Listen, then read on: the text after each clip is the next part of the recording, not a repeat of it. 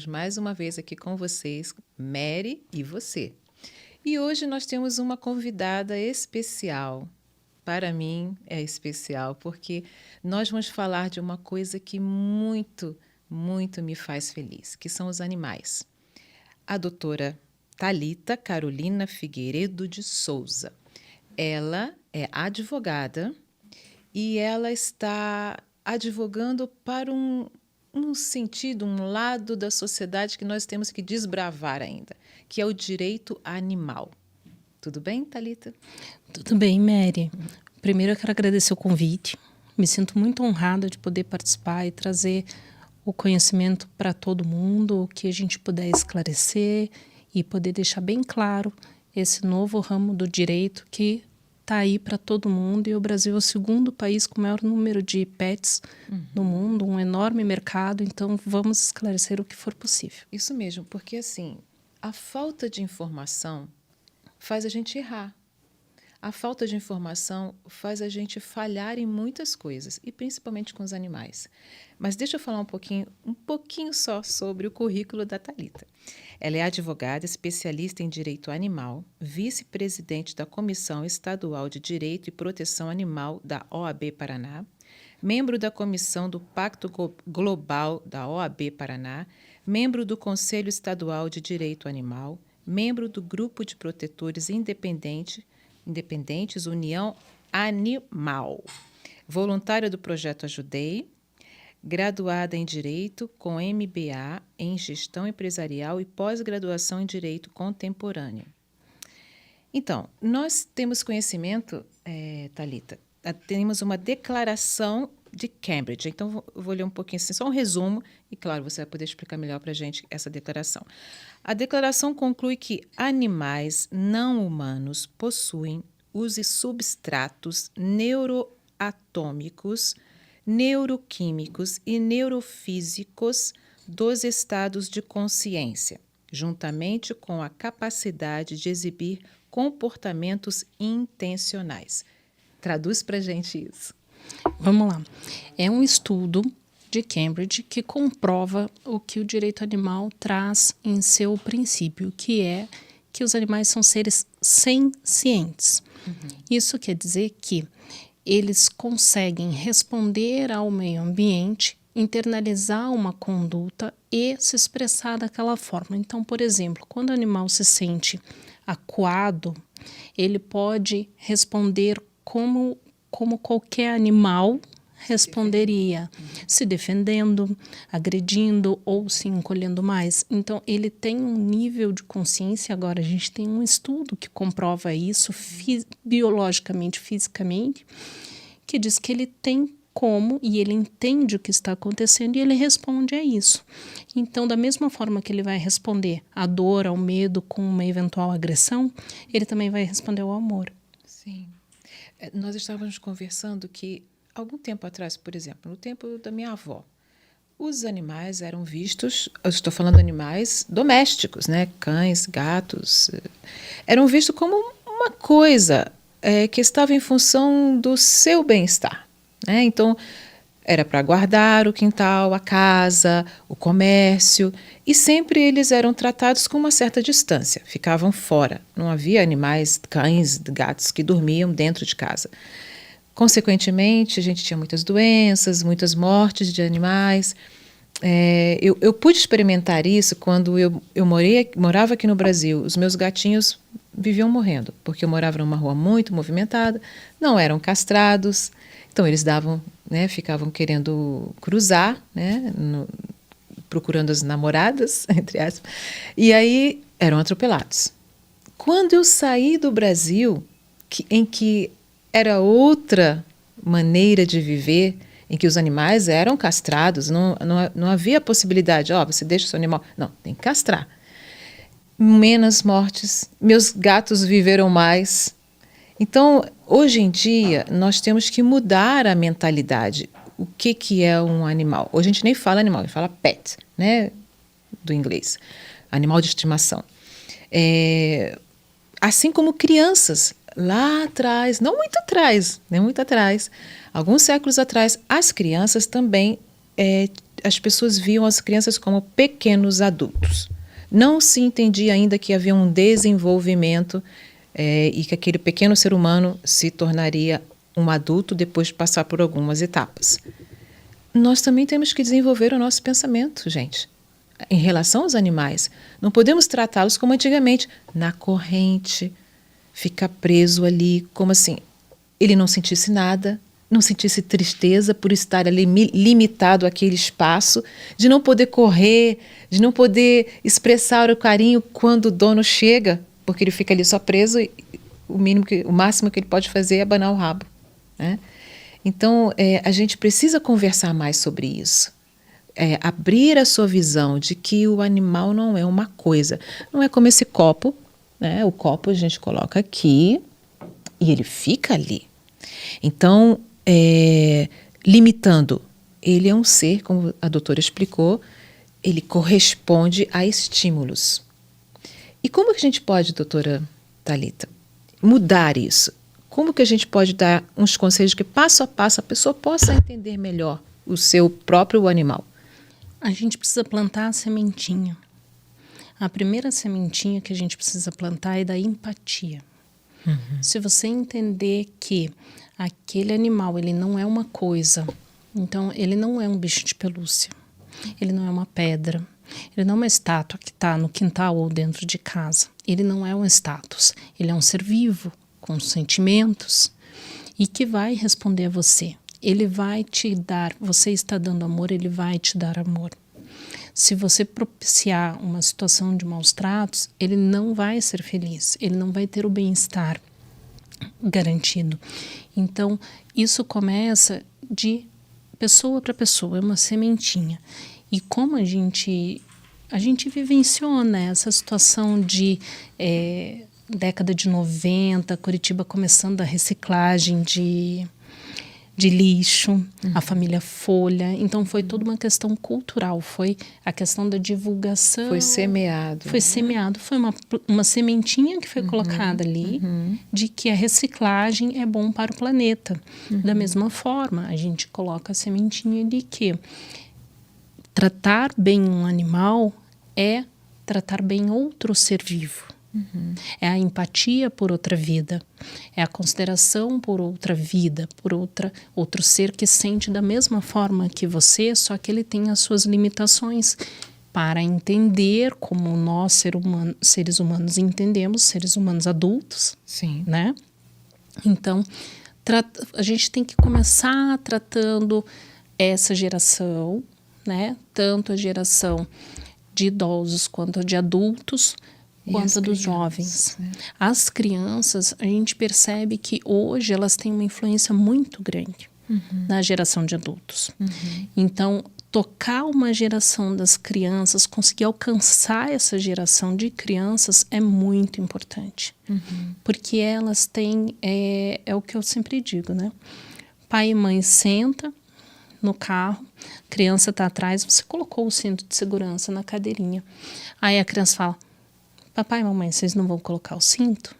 Então você vê que as crianças são outra geração, é outra criação, mas ali é a sementinha que a gente vai conseguir germinar de forma mais fácil e ter maiores resultados. Sim, e essa questão que você deu o exemplo da reciclagem, já é uma coisa que a gente vive naturalmente, a gente já se separa, porque já foi passado esse passo a passo lá, a sementinha já cresceu, né? Já está dando fruto, e a questão do respeito e a dignidade dos animais, nós cremos que nós também chegaremos, mas veja a consequência, nós podemos ver a consequência na nossa sociedade dessa falta de respeito aos animais com o número exorbitante de abandono, de violência contra os animais. E como advogado, eu creio que a senhora saiba disso, que se um ser humano tem a capacidade de agredir um animal, ele também tem essa capacidade de agredir um ser humano. Sim. Uma criança, um idoso. Sim. A nossa lei de maus tratos, que tem o crime de maus tratos configurado, ela é de 1998. Então a gente já está trazendo aí um bom tempo de lei. A Declaração Internacional de Direitos dos Animais, ela é de 78. Então nós temos 78, uma declaração internacional dizendo que os animais têm direitos básicos, mas já são direitos. Em 1988, nós temos a Constituição, que traz que a responsabilidade pelo meio ambiente é de todos, tanto do Estado quanto da sociedade. E, em 98, nós temos a Lei de Crimes Ambientais. E no artigo 32 a gente tem o crime de maus tratos. Mas daí a gente precisou trabalhar tudo isso culturalmente e veio o caso Sansão. Sim. E com o caso Sansão, teve a alteração da lei, Da pena, né? da lei do artigo 32 da Lei de Crimes Ambientais, alterou a pena, mas somente para cães e gatos, né? Então ficou limitado a 2 animais, 2 espécies. 2 espécies. Nós só temos esse aumento de pena para as 2 espécies, que é cão e gato. E os cavalos sofrem tanto. Cavalos, Jumentos. que a gente tem uma campanha bem importante, que tem mais força do Distrito Federal para cima, porque eles vivenciam isso com mais clareza, que é contra o abate dos jumentos. Isso é muito importante, ter um abaixo-assinado para que isso acabe, né? Porque estão dizimando e vão acabar com os nossos jumentos. Temos também a questão dos animais silvestres, que esses sofrem, afinal de contas, entre os 3 mercados negros, né, que são ilegais no mundo, os 3 mais lucrativos é armas, drogas e animais silvestres, o tráfico de animais silvestres. Cada 10, um sobrevive, um chega ao seu destino. Então, é uma coisa absurda. E a maneira como eles tentam fazer essa viagem clandestina dos animais é brutal. Colocam dentro das malas, colocam dentro de Garrafa PET. Sem poder sobreviver, respirar, nada. E por isso que é essa mortandade tão grande, né? Primeiro, eles são tirados do meio ambiente, né? Eles são tirados de onde eles vivem, né? E daí, quando eles são colocados para transportar, como não é um transporte legal. Né? Porque tudo escondido. É tudo escondido, porque não tem a questão da legalização, da licença para comercialização. Então, e muitas vezes trazem espécies exóticas, né? Que a gente não pode deixar de mencionar, que tem espécies exóticas que daí, quando chegam a um habitat, como, por exemplo, a gente tem aqui no Brasil, a questão dos javalis, né?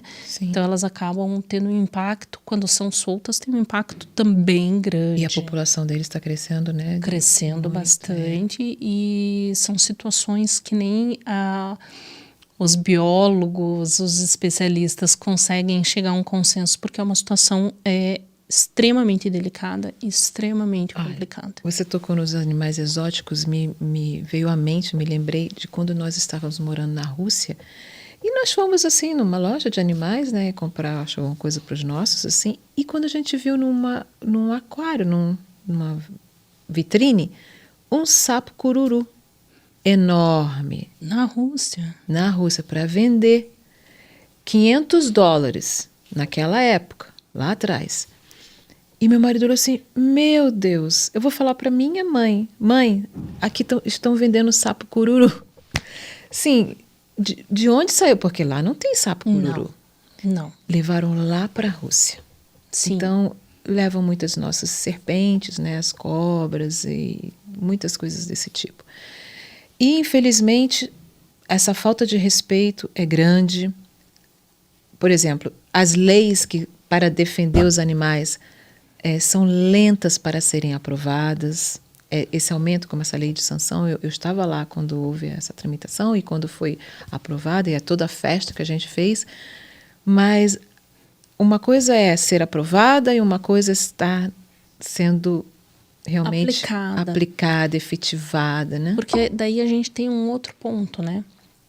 Que é a questão de precisamos defender o meio ambiente. E quais são as ferramentas que a gente tem? As ferramentas básicas que a gente tem é a cultura da população, né, para respeito ao meio ambiente e defesa, né? Então, nesse ponto, só quero abrir um parênteses para dizer que o que a população precisa entender é que a responsabilidade pelo meio ambiente também é dela. Sim. Então, quando tem um animal em situação de rua, a gente não pode simplesmente virar e falar assim, a responsabilidade é do Estado exclusivamente, ou da prefeitura que venha buscar, ou é de protetor, ou é de uma OSC, né, uma organização da sociedade civil, que antigamente se chamava ONG, né? Então, não é exclusivamente desses órgãos, é de todos, né? Então, se você puder, faça um lar temporário. Se você puder, adote, né? Mas voltando, então temos a sociedade, a cultura da sociedade, né? A própria sociedade como um todo agindo, mas também o aparelhamento do Estado. Então, o que a gente não pode ter é a Polícia Civil trabalhando com quadros diminutos de colaboradores, de servidores, né?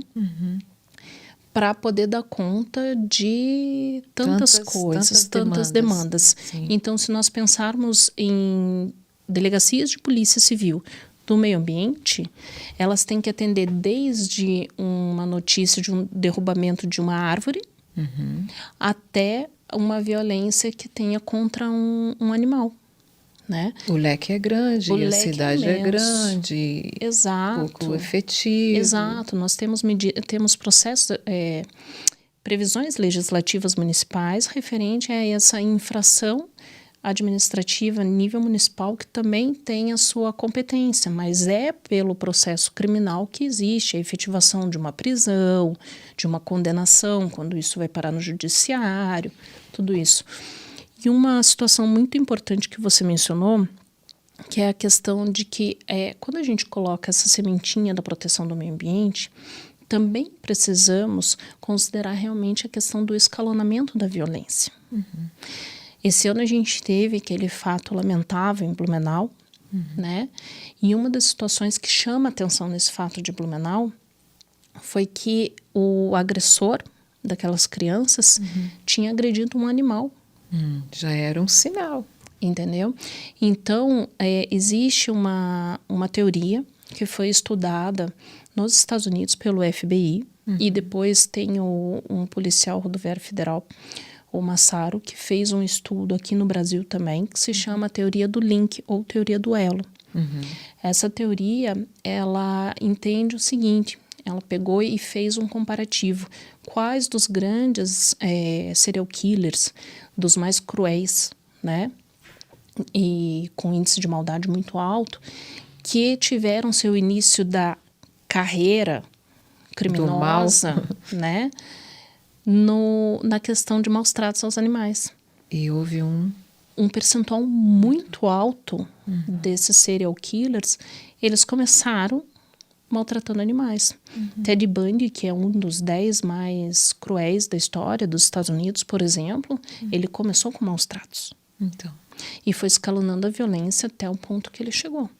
Né? E foi preso por causa de uma lanterna de carro que estava estragada. Queimada. E aqui no Brasil a mesma situação. O Massaro fez esse mesmo estudo e também tem a mesma situação. Não chega a um índice tão alto como nos Estados Unidos, mas é um índice extremamente alarmante. A gente tem o caso do maníaco do parque. Também começou com maus tratos aos animais. Olha, assim, essa questão de crimes contra animais é muito grande o leque também, porque tem a zoofilia, né? Eles abusam das cadelinhas, dos animais, até masculino também. Deixam acorrentados, deixam em lugares pequenos. Tem aquelas pessoas também que já têm aquele problema, aquele transtorno de serem acumuladores, que a diferença está no equilíbrio. Até mesmo a gente vai falar de outro assunto, que é o equilíbrio entre você não humanizar os animais e nem tampouco maltratá-los. Tem que haver o equilíbrio, né? E aí os maus tratos, eles vão desde deixar de propiciar um atendimento veterinário, né? Até a questão física, mas também tem a psicológica. Sim. Né? Então, assim, é um ambiente, e por isso também a nossa lei traz conceitos tão amplos para poder trabalhar todas as condutas humanas. Isso. Veja que os animais realmente são especiais. Existem todas essas características. Até a lei reza, cobre todos esses lados. Então, não é só uma coisinha que você coloca uma corrente, põe água e ração. Ou às vezes nem ração, coloca resto de comida. Não é isso. É muito além. E a gente estava falando sobre humanização, porque tem pessoas que elas amam até demais. Assim, se a gente pode falar isso, né? Há um desequilíbrio.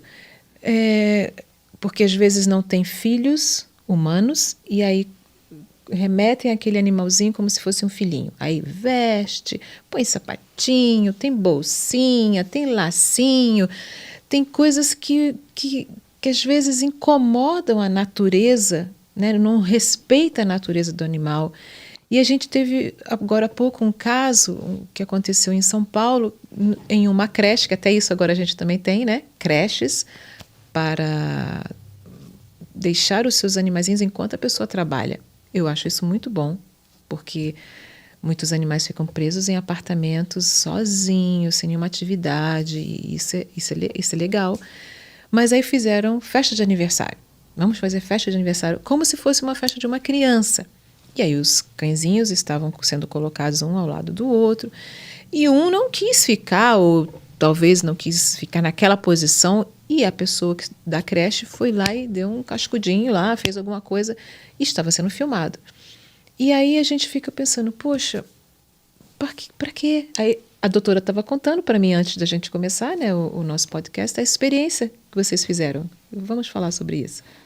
Então, eu fiz uma festa de aniversário de 1 ano, quando eu recolhi uma ninhada. Então, eles tinham 18 dias e perderam a mãe. Então, eu falo que eu fui a mãe de leite, Sim. né? Porque não saiu de mim, mas veio para mim. Sim, todo aquele sacrifício de amamentar. Direitinho. Sim, de hora em hora. Isso. Né? E eram 8. Então, eu falo que foi um treinamento para você se tornar, né, mãe, né, tanto de canino quanto de humano, porque você tem uma dedicação imensa. É um né? sacrifício. Sim, né? então você deixei deixa de fazer algo para você deixa de ir para algum lugar, Sim. porque você tem que cuidar deles. É mãe. Exato. E daí, quando eles fizeram 1 ano, para mim, assim, foi uma emoção muito grande, porque daí eu doei, né, metade da ninhada. Foram doados já vacinados, os adotantes foram castrar na clínica indicada, no dia indicado, né? Foram responsáveis. Foram, porque foi tudo com termo também. Inclusive, doei para minha sogra um dos cães. A minha sogra assinou um termo, porque eu falei, não é porque... Não teve ajuda de nada, né? Não. Tratamento especial. Não. Isso. E daí nós fizemos uma festa de 1 ano. Então, fomos na casa de um dos filhotes, porque eles já têm mais de 10 anos, eu continuo chamando de filhote. E fomos na casa de um deles e montamos bolo de alimentação natural para cada um deles. Eles já estavam acostumados desde filhotes a sentar e esperar a comida. Eles eram uma matilha, né? Era um uma grupo. matilha, era uma matilha. Então, assim, eles já sabiam que eles tinham que esperar, né? Até por uma questão de acalmá-los para eles poderem comer na velocidade adequada, né? Que são cães de porte um pouco maior, então também tem risco de torção gástrica, tudo isso. Então tem que ter um pouco de cuidado, né?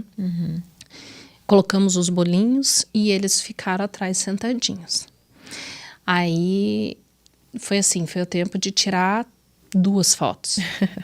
Falei, podem comer. E eles foram à vontade. À vontade, Foram à vontade. Estilo canino.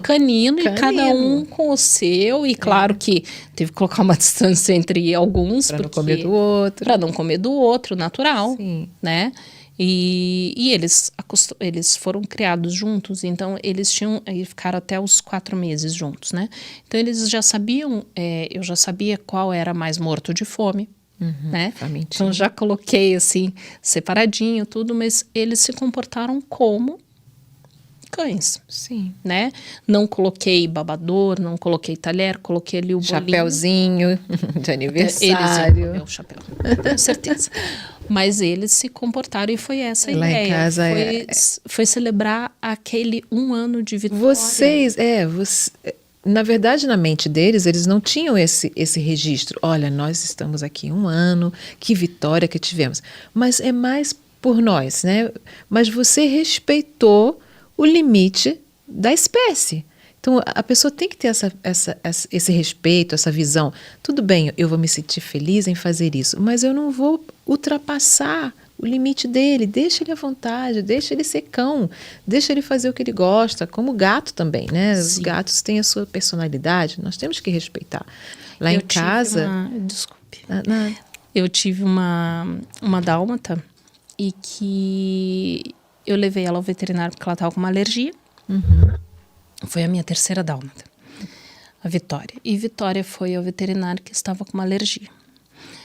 O veterinário olhou para ela e falou assim, não, essa alergia é alergia à proteína animal. Falei, tudo bem. Achei que tinha encerrado a consulta. Aí ele virou para mim e falou assim, mas você vai levá-la para o especialista em comportamento animal. Falei, por quê, doutor? Porque esse comportamento dela não está normal. O que ela estava fazendo? Ela estava me dominando. Então, o que aconteceu? Daí eu levei na consulta do comportamento animal, do especialista em comportamento animal. Mas eles não pensam que nós fazemos parte da matilha deles? Então, aí que estava o porém. Cheguei na consulta e ele falou assim para mim, então, ela acha que ela é a alfa, que ela manda na matilha e que você está aqui para servi-la. Então, por isso, ela tem esse comportamento mais espivetado, até um pouco agressivo, e isso vai refletir na relação dela com os outros animais também, né? Até porque na Poderosa chefona. Exato. E na época eu tinha 12 animais. Uau.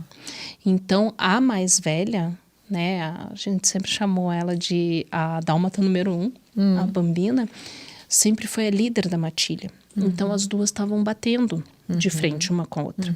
Disputando a posição. Por quê? Porque eu não estava me posicionando corretamente. Sim. Então, quando a gente fez a consulta, ele falou assim, então tá bom, agora a gente vai começar o tratamento. Eu falei, tudo bem, doutor, você que manda, né? Aí ele falou assim, tá, próxima consulta você vem sozinha, porque o tratamento é com você.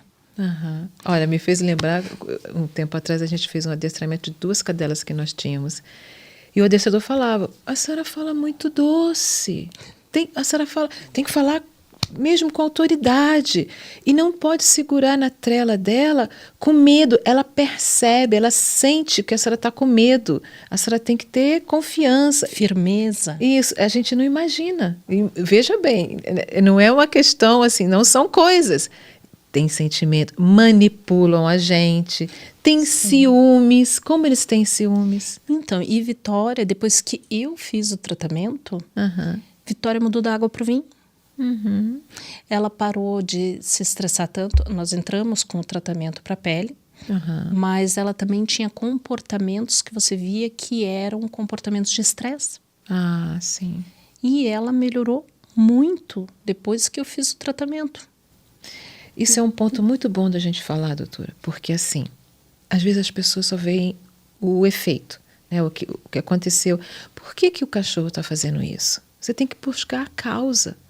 Por que ele está roendo? Por que ele está destruindo? Por que ele está chorando, latindo?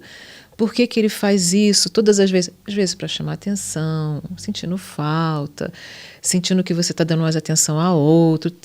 Existem muitas causas e às vezes as pessoas não têm essa visão. E por isso que eu fui atrás do especialista daí, porque eu não tinha percebido que o meu comportamento era errado. Então, um especialista pode auxiliar. Então, às vezes, o animal está se mutilando, né? Eu já tive outro animal que estava se mutilando de estresse. Eu simplesmente, a gente mudou ele de ambiente, acabou. É porque ficar junto com os outros filhotes, outros mais jovens que têm muita atividade, os mais idosos, eu tenho um idoso, fez 12 anos, ele gosta de ficar no cantinho dele. Então, às vezes, quando os 2 pequenos começam a ficar latindo, ele já começa a latir, assim, eu vejo que ele está chateado da bagunça dos 2. Então, tudo a gente tem que entender, não é só, como você falou, é uma coisa que você põe ali e ali vai ficar e ele não tem entendimento de nada e se você fizer o bem ou o mal, ele também não vai falar nada. Esse feriado, eu tenho uma sem raça de 5 Definida. quilos, pequenininha. Eu chamo de multimarcas, porque tem tudo em um só. E ela é pequenina. 5 quilos, mas ela tem certeza que ela é um Rottweiler. Ah, esses pequenos são assim. Mas assim, ela já tem 17 anos. Olha, já é idosa. E ela foi vítima de violência sexual. Recolhida, né? E passou por 1 ano de tratamento, tudo isso. E agora ela tá com 17 anos. Aí minha mãe falou assim, leva ela para ficar com você esse feriado. Porque ela mora com a minha mãe, porque ela demanda mais cuidados no dia a dia, tudo isso, né? E minha mãe aposentada consegue acompanhá-la. Cardíaca. E tem 3 dentes, o resto já caiu. E daí chegou na minha casa. E os olhos, como estão? Tá enxergando? Um tá bom. Um tá bom, o outro já tá, não tá tão bom. E chegou na minha casa, assim, eu tenho uma que fica na parte da frente e acessa o interior da casa, tudo isso. E ela não se importou, porque já conhece a Gabi, né? Gabi, na primeira noite, não dormiu chorando. Tem uma intrusa aqui. Gabi ficou chorando. Gabi é a minha pequenininha velhinha, né? E eu falei, Gabi, o que você precisa? Daí eu acendi a luz, porque ela tá acostumada a dormir com a minha mãe, com a TV ligada. Acendi a luz. Daí tudo bem. Durante o dia, daí ela não quis comer. Daí eu preparei 3 tipos de comida para ela. Tá sentindo falta da sua mãe, não? Sentindo falta dos gatos. Porque ela convive com os gatos. E os gatos aquecem a ela. Sim. É que gato gosta de ficar deitado juntinho. Então, assim, eu tive que... Eu sinto falta dela. Eu sei que ela, em algum momento, ela gosta de mim. Ela demonstra isso, né? Em algum momento ela sente falta de mim. Mas ela está num habitat, né? Num meio ambiente, numa casa, que ela tem outra companhia. Então, eu preciso respeitar isso. Sim. Né? Então, eu falei assim, olha, seria egoísmo meu deixar ela o fim de semana todo aqui. Então, eu levei ela de volta para minha mãe, a gente fez... Eu falei assim, eu não posso, né? Porque eu tenho que respeitar. Então, essa questão da gente respeitar o animal como animal é essencial, né? E divulgar para as crianças conseguirem, né? Próxima geração trazer isso de uma forma já internalizada. Doutora Thalita, nós agora ficamos sabendo de uma novidade, que a gente pode fazer uma certidão, né, registrar em cartório do nosso pet. E fala um pouquinho pra gente sobre isso. Pode. Então, o que hoje é lei que pode ser feito? Os cartórios de registro podem registrar animais. Não são todos que já fazem esse serviço, mas alguns fazem. Em Curitiba, por exemplo, temos alguns cartórios que fazem. Então, ele vai sair com uma identidade, como se fosse uma identidade de um documento, como se fosse equivalente a uma identidade de um ser humano. Tá? Tem custo no cartório. Né? Poderia ser assim, tipo um CPF, né? Nós deveríamos fazer isso, um cadastro geral dos animais. Até eu li que parece que tem um projeto de lei que está querendo tramitar para que haja isso e seja nacional, porque em alguns estados já existe. Porque, na verdade, esse registro em cartório seria para isso, para ter a noção... Esse registro em cartório teria muitas funcionalidades. Mas acho que uma das principais seria a questão de trabalhar como um censo. Para a gente ter noção, para a gente, quando eu digo gente, é o Estado, a comunidade ter noção do tamanho da sua população animal. Então, a última pesquisa que a gente tem do IBGE diz um montante de animais em situação de rua, mas é um número que a gente sabe que deve estar a menor. Porque é muito difícil você contabilizar isso. A gente não tem nem quantos tem lar, quiçá quantos não tem. Então, a questão do registro dos animais é muito importante também para políticas públicas. E extremamente importante no que a gente vê todos os dias, que é a questão de animais perdidos. animais roubados, sequestrados, como aconteceu, né? Como já aconteceu. Então, é esse tipo de situação, ou o perdido que alguém encontra na rua, né? Então, como que hoje é feita a identificação? Se você encontra um animal na rua e acha alguém que fala, eu sou o tutor, porque daí a gente tem que fazer mais um parênteses aqui. Se a gente considera o animal como um ser senciente, nós não dizemos dono, nós falamos tutor. Porque a gente considera ele um animal senciente, um ser vivo capaz de sentir. Ele não é uma coisa. Só é dono de coisa, né? De coisa. Então o tutor aparece de um animal que foi resgatado porque estava no meio da rua ou porque eventualmente sofreu um acidente. Aparece o tutor. Como que você identifica? Hoje se realmente é ele, né? Exato. Hoje a gente identifica como? Com carteirinha de vacinação e com registros em redes sociais, no próprio celular. O microchip, ele é muito local por enquanto, né? E existe todo um trabalho para que isso não seja tão localizado em cada uma das cidades, né? O microchip é o mais preciso. Eu ouvi uma reportagem na rádio outro dia falando que deveria se haver mais uma popularização do leitor. Toda clínica, toda pet shop deveria ter, porque no caso, para certificar de que aquele animal é daquela pessoa. E no caso de desapareceu, encontrou, vai ali, já pode direcionar, né, para a pessoa que perdeu o cãozinho ou o gatinho. Assim, então, nós estamos aumentando de uma certa forma as políticas públicas em relação aos animais, mas temos muito o que avançar. Eu seria a favor desse registro geral, para a gente ter uma noção realmente da população. Eu confesso que quando cheguei em Curitiba, eu fiquei assim, ai, que legal, aqui a gente não vê tanto, assim, a gente não vê cães de rua, porque onde eu estava andando a gente não via. Mas se a gente vai mais para outros bairros, e agora mesmo no centro, a população cresceu demais. Então, nós temos que avançar no direito animal, respeitando a eles, não transgredindo, né, os limites deles e defendendo-os. Nós temos que fazer, porque os animais, eles fazem parte da nossa vida, fazem parte da nossa família, da nossa casa, da nossa cidade, do nosso estado, do nosso país. Então, merece respeito, direitos, temos que guardá-los.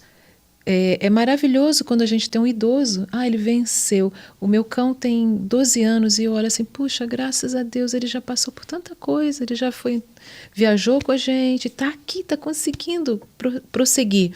Porque ele tem uma qualidade de vida. Mas os cães e gatos de rua, eles morrem cedo. Lá em Israel, é normal, nós temos uma população felina, em que as prefeituras castram e a população em geral alimenta. Mas eles morrem no máximo, eles vivem no máximo 3 anos. Porque não há água suficiente, o clima é desértico. Então sofrem. Eu trouxe uma gatinha de lá, ela de rua, e a gente ia se mudar, e eu falei assim, não vou deixar ela para trás. Então, foi difícil pegá-la, porque eles são meio selvagens, não são domesticados. Consegui, e até hoje ela é a mais arisca, mas vem só para mim. Pede carinho, fica comigo, mas as outras pessoas não podem tocá-la. Então, doutora, o que a senhora tem a dizer, para a gente encerrar a nossa conversa, sobre esse respeito, esse direito que a senhora defende dos animais para a nossa população em geral? Se puder resumir em uma palavra, empatia. Empatia por outro ser vivo. Empatia por um ser senciente. Entenda que os animais sentem como você. Eles sentem e vão reagir, né, tanto propiciando amor, como mostrando a face do medo. Então, empatia. Eu quero agradecer imensamente, doutora Thalita. Eu que agradeço. Prontamente você aceitou, e a gente quer passar essa mensagem para todos, todas as pessoas. Eu agradeço você que esteve com a gente, e lembre-se, o animal não é uma coisa, ele sente, ele tem dignidade, você tem que respeitá-lo cuidar. Como a doutora falou, se coloque no lugar dele. Quando você olha para os olhinhos do animal, o que você vê? Veja, preste atenção. Quando a gente olha para os olhinhos de um animal, a gente vê ali o medo, a alegria, a tristeza, o sofrimento, o desprezo de muitos. Muitas pessoas nem veem, eles passam, nem olham. Quando às vezes eu estou dirigindo, que eu vejo um cãozinho, eu já fico, oh meu Deus, guarda, protege, põe um anjo que não atravesse, porque a gente já fica com aquela dor de o que pode acontecer com ele. Então, todos nós, se todos nós fizermos a nossa parte, brotando aquela sementinha que foi dita aqui, que ela possa desenvolver e que a nossa sociedade possa entender melhor os animais, protegê-los e guardá-los, como nós fazemos às vezes com as crianças e falhamos também com as crianças, nós temos que lutar para o bem-estar de toda a nossa sociedade. Então, ficamos por aqui. Muito obrigada a vocês também e até a próxima.